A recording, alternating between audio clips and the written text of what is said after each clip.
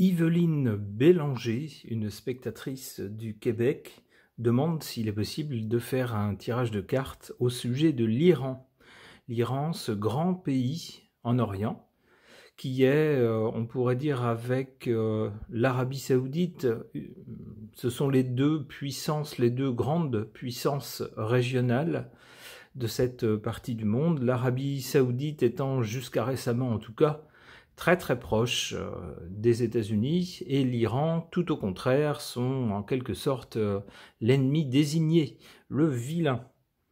Alors, ces temps-ci, pourquoi s'intéresser plus particulièrement à l'Iran? Eh bien, dans le cadre de la guerre ou du conflit au Proche-Orient, le rôle de l'Iran serait de pousser les rebelles, je dis bien, je mets ça au conditionnel parce qu'évidemment je n'ai aucune preuve moi-même là-dessus, c'est ce que disent les sites d'information occidentaux.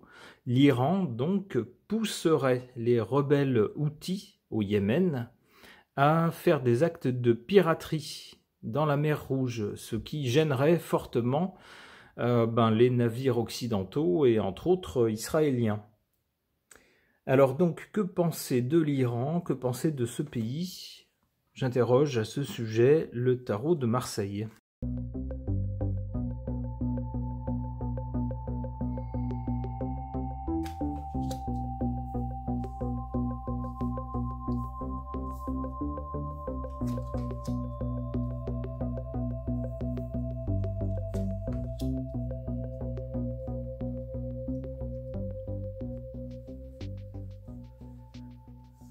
Du côté du passé, on a ici l'étoile.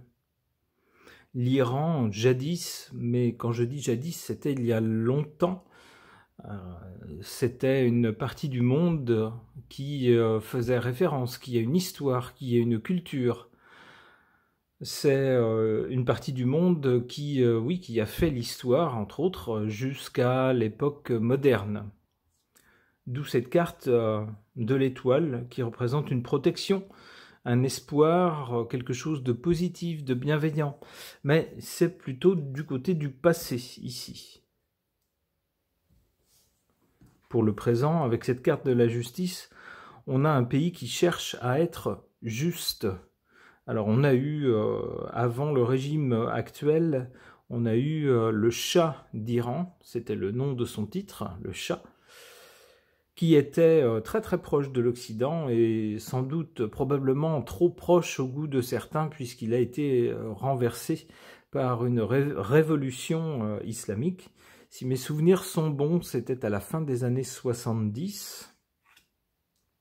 Et depuis, on a donc un régime qui tendrait à nous dire cette carte, oscille entre plusieurs choses, entre plusieurs points pour tenter de trouver un équilibre. On a régulièrement des mouvements de population qui sont en faveur d'une société plus libre, plus libérale, moins régie par la religion de l'islam.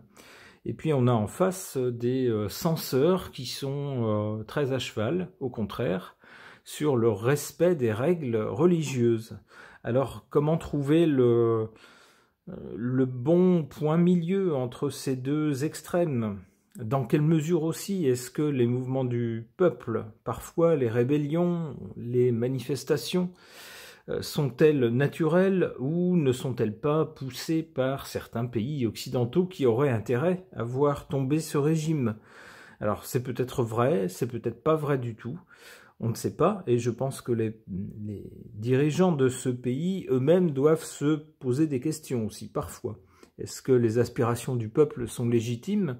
Est-ce qu'on doit y répondre? Ou est-ce qu'on se doit, lorsqu'on se proclame une sorte de république islamique ou quelque chose dans ce genre, un régime, une théocratie en tout cas, c'est-à-dire un régime où c'est la religion, les règles religieuses qui dominent, eh bien est-ce qu'on doit suivre les aspirations du peuple ou pas? Ou dans quelle mesure? C'est-à-dire peut-être un peu, mais sans toutefois déroger à certaines règles fondamentales. C'est ce que m'inspire cette carte ici de la justice, non pas qui est juste, mais qui cherche à être juste, qui cherche le point milieu. Si on a péché par un excès, on essaye de compenser en allant un peu dans l'excès inverse, jusqu'à un certain point, etc. Du côté de l'avenir avec la Maison Dieu, c'est pas une bonne carte du tout.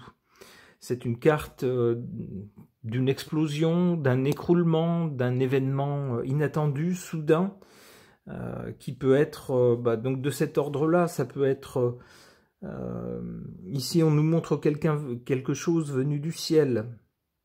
Ça pourrait être par exemple une bombe, quelque chose dans ce goût-là. C'est aussi à prendre au figuré. Ça figure surtout, on le voit ici avec une couronne qui vacille et des gens qui se trouvaient en haut de la tour et qui chutent. Ça nous montre une chute des gens puissants, c'est-à-dire une chute du pouvoir. Alors c'est plutôt comme ça que je comprendrais cette carte.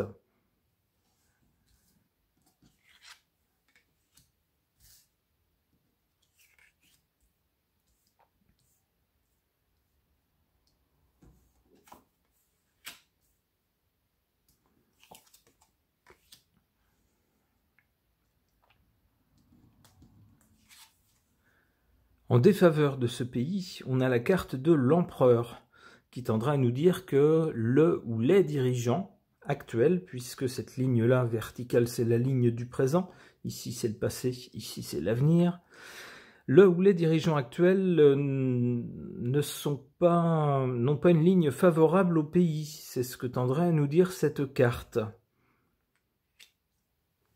En revanche, avec l'ermite, on a la notion de durée, soit de quelqu'un d'âgé, soit de durée, de quelque chose qui dure, ou quelque chose qui a ses racines dans le passé, une tradition, etc. Cette carte tendrait à nous dire, puisqu'elle est ici en position forte, bénéfique, que pour l'Iran, il y a une certaine résilience. Alors, c'est un peu ce qu'on voit avec les mouvements de la population, les petites rébellions de certaines parties de la population.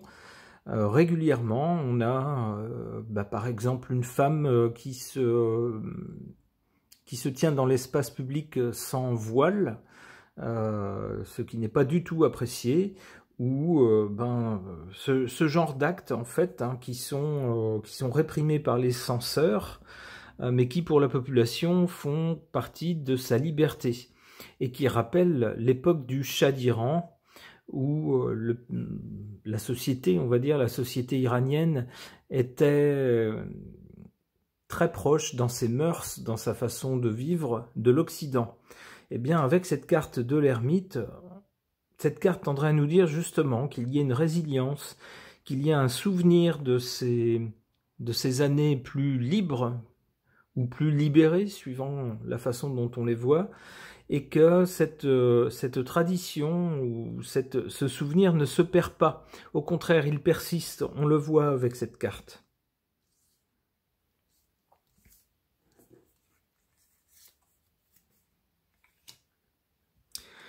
Ouh là là, pour l'avenir, c'est une suite de cartes qui n'est pas très engageante, enfin qui peut néanmoins être interprétée. On peut quand même trouver quelque chose d'à peu près favorable, bien que la première idée qui émane de cette suite de cartes, c'est d'abord ici un choc, un événement violent, quelque chose qui est détruit ou qui vole en éclats. Puis avec le mat, ici, des gens qui font n'importe quoi, qui vont dans tous les sens, qui semblent avoir perdu la tête. C'est la première interprétation possible.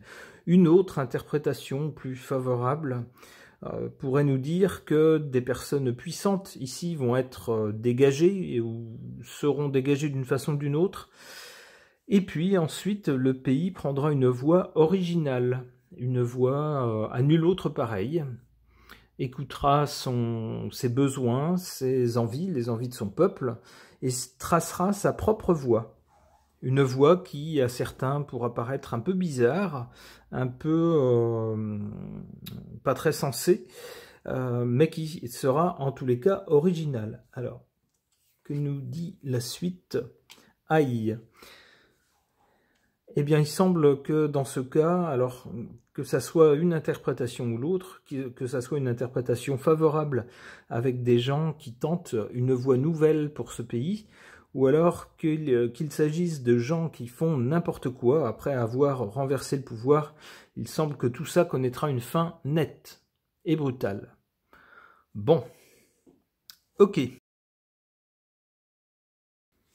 Pour essayer d'en savoir plus au sujet de l'Iran, à la demande de Yveline, j'interroge le Moonlight Night Oracle.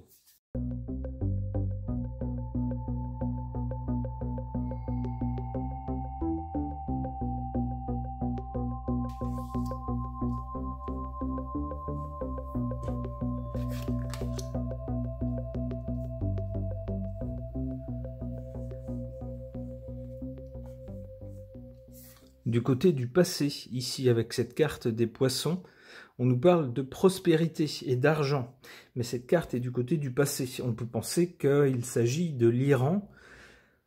L'Iran, soit dans son glorieux passé qui est très très loin, ou dans son passé plus récent, jusqu'à la révolution de la fin des années 70.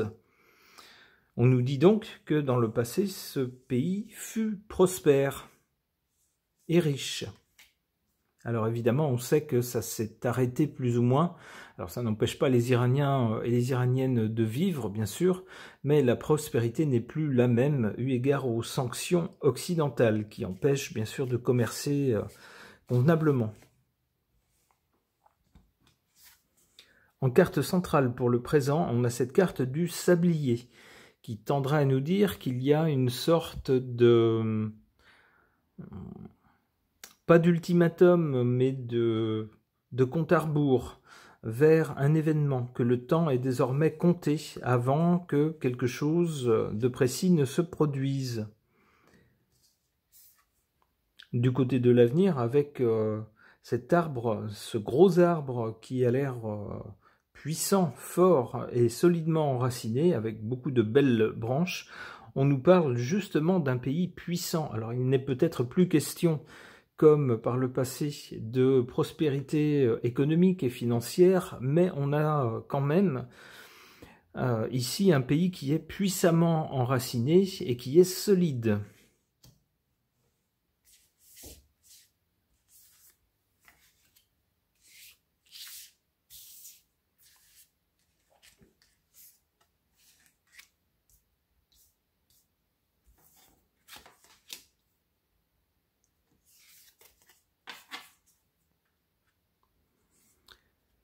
En défaveur ici de ce pays, on a cette carte avec un balai, on y voit un balai qui tente de balayer la poussière. Alors on pourrait y voir diverses tentatives, en tout cas avec la révolution qui a eu lieu, c'était une tentative de balayer les années précédentes, la façon dont la société était organisée, l'influence jugée beaucoup trop grande de l'Occident sur ce pays. Mais ici, cette carte est en position faible. Alors soit que le nouveau pouvoir a abusé, et puis croyant bien faire a en fait mal fait. On sait tous que quand on va trop loin, eh bien, la population finit par se retourner, même si au départ l'intention était bonne. Ça peut être ça, la première interprétation. La seconde interprétation, ça peut être que on essaye de balayer la poussière, entre guillemets, sous le tapis, c'est-à-dire de gommer, d'effacer ce qui ne plaît pas au pouvoir actuel, mais on ne peut pas complètement empêcher les gens de se souvenir, on ne peut pas empêcher complètement les gens d'être reliés au reste du monde et de voir ce qui se fait ailleurs. Donc d'une certaine façon, cette tentative justement de supprimer certaines choses, de balayer certaines choses, en particulier de balayer une période plutôt prospère et heureuse, et en tout cas plus libre, eh bien ici c'est en position faible. Donc il semblerait soit que ça ne fonctionne pas, soit que ça produise l'effet inverse. C'est un peu ce que nous dit ici cette carte, normalement une mauvaise carte, cette carte des souris ou des rats qui viennent manger ce qui est mangeable, les denrées, ce dont on a besoin pour s'alimenter, pour subsister. Alors normalement, c'est pas une bonne carte, c'est l'annonce de choses qui se dégradent, l'annonce de misère, l'annonce de choses qui au départ sont là, ont une certaine valeur, mais qui sont gâtées, qui sont gâchées, qui se perdent, et puis finalement qui sont perdues de façon un peu bête, quoi. Eh bien ici, cette carte est en position forte. Pourquoi? Parce que peut-être dans la population, va-t-on finir par se dire, eh bien c'est dommage que le pouvoir en place s'acharne à vouloir strictement se conformer à certaines règles qui ne plaisent pas à une autre partie du monde, une partie du monde plutôt riche, et de cette façon-là, ben, ça nous empêche de faire des affaires, ça nous empêche de prospérer. Alors finalement, c'est peut-être, comme je le disais précédemment, le fait d'avoir voulu être très à cheval sur des principes qui ben, va causer justement du côté du peuple un certain retour de flamme. Le peuple peut être lassé justement de vivre avec un embargo, des contraintes, etc. Finalement, ça risque de le pousser dans les bras des adversaires politiques. Alors, notez que cette carte est en position favorable. Ça tendrait donc à nous dire que ce serait une chose plutôt favorable.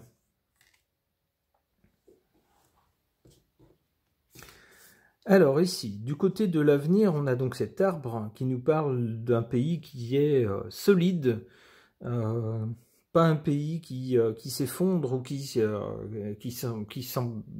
se laisse emporter par le vent avec le premier coup de vent. Non, non, c'est un pays qui est solidement enraciné, qui a une longue histoire et qui semble ici assez stable. Alors que nous dit la carte suivante? La carte suivante avec cette bague, cet anneau, pourrait-on dire, nous parle d'alliance. Une alliance avec au moins un autre pays. Alors j'y verrai forcément, puisque c'est d'actualité, l'acronyme des BRICS, B-R-I-C-S, pour Brésil, Russie.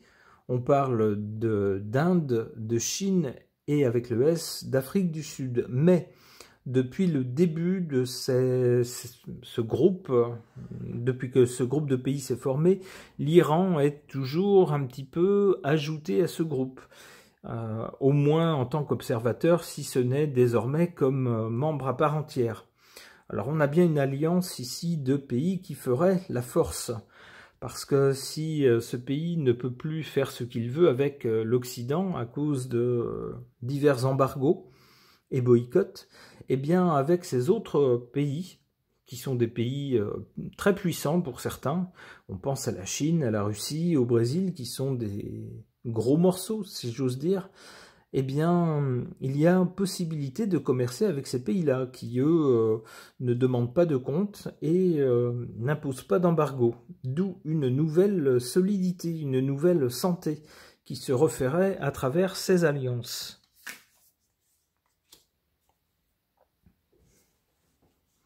Alors ici avec cet animal, je ne sais pas s'il s'agit d'une chouette ou d'un hibou, je dirais plutôt une chouette. On nous parle ici de choses occultes, je ne suis pas sûr que ça s'applique ici à ce tirage-là, à ce sujet de tirage, mais également aussi de sagesse. On nous dirait donc que le fait de s'allier à ces autres pays pour tenter de retrouver, de se refaire une santé économique, c'est une marque de sagesse. Il semblerait donc que le pays, ici, dans l'avenir, en suivant cette voie-là, suive la voie de la sagesse. Allez, une dernière carte. Le serpent. Alors, est-ce que cette carte s'applique à ses partenaires, puisqu'on a vu qu'avec cette carte-là, il est question donc de nouer des alliances? Est-ce que certains de ces partenaires, sous le masque de la sagesse, cacherait de la ruse pour, au dernier moment, jouer un sale tour à ce pays? Ou s'agirait-il de ce pays lui-même, l'Iran, qui, semblant avoir trouvé la sagesse en s'associant avec d'autres pays, finirait par se retourner contre certains pays. Alors, pas forcément les pays du club des BRICS, mais ça pourrait être contre l'Occident, par exemple. Alors, les cartes ne le disent pas, elles ne sont pas suffisamment détaillées pour cela. L'avenir nous le dira. Ce tirage est maintenant terminé, merci de l'avoir suivi.